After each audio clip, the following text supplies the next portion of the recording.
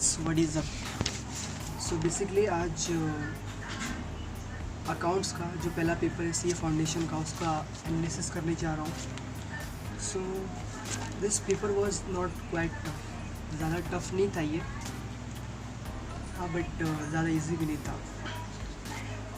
सो इसमें पहले first question जो था, उसका फर्स्ट क्वेश्चन का सब क्वेश्चन ए, वो 12 मार्क्स का होता है, जो ट्रू और फॉल्स होता है, वो भी बहुत ज़्यादा काफ़ी ज़्यादा इजी है वो।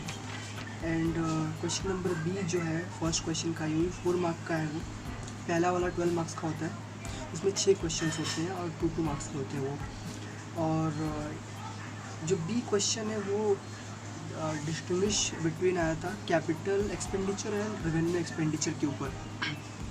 देन जो उसका सब क्वेश्चन सी है वो आया था डिप्रिसिएशन के ऊपर, ये भी बहुत ज़्यादा इजी क्वेश्चन था।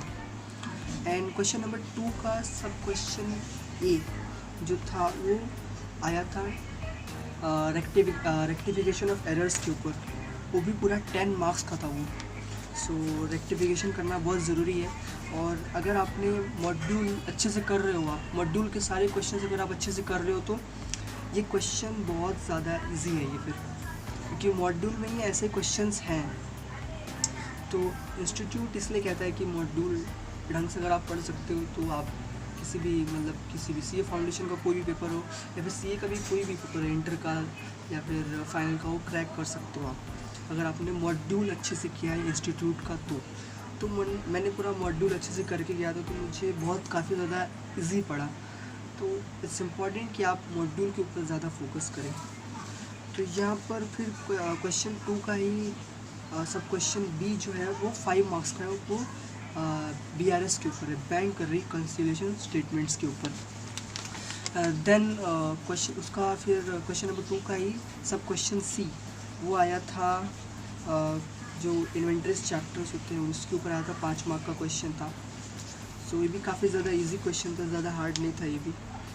एंड क्वेश्चन नंबर 3 का क्वेश्चन नंबर 3 का ए जो था वो भी काफ़ी ज़्यादा इजी है, एवरेज ड्यू डेट का क्वेश्चन था वो। फिर बी पार्ट जो है क्वेश्चन नंबर 3 का वो आया था सोगरा के ऊपर, sale of goods on return और अप्रूवल बेसिस पे जो क्वेश्चन है वो, तो उसके ऊपर आया था, वो भी 5 मार्क्स का था।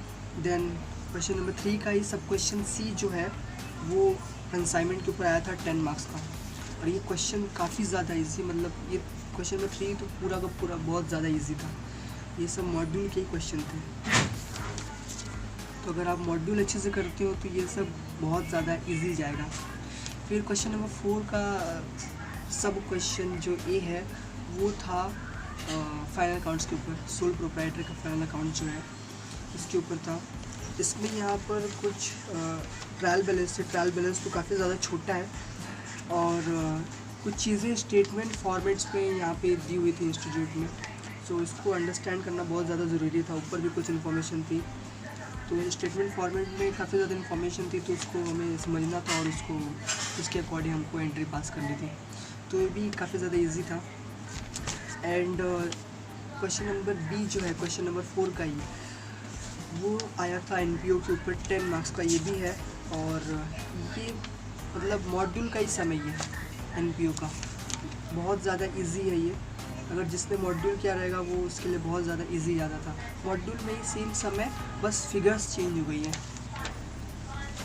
देन यहाँ पे क्वेश्चन नंबर 5 जो है उसका क्वेश्चन नंबर ए वो आया था बेसिक्स ऑफ अकाउंट्स में हम लोग परचेज बुक सेल्स बुक पढ़ते हैं, तो यहाँ पे परचेज बुक का एक क्वेश्चन आ गया 5 मार्क्स का।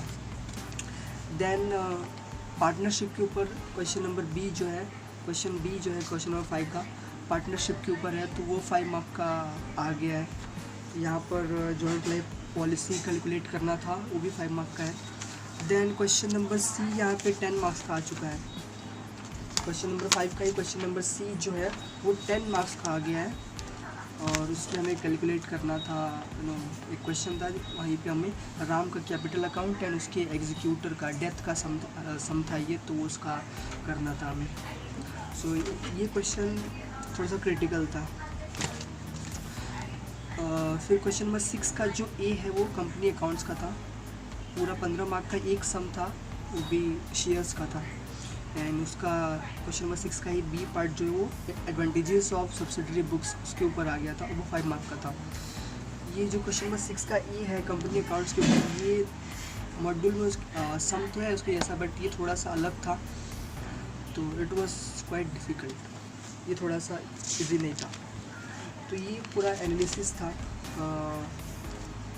पेपर नंबर 1 अकाउंट्स का।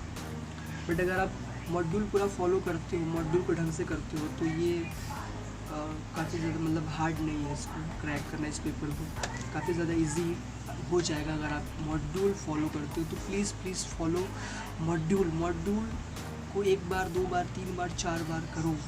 मॉड्यूल जिसने कर लिया आप उसको कोई नहीं रोक सकता पास होने से। So follow the module, all the best, thank you so much.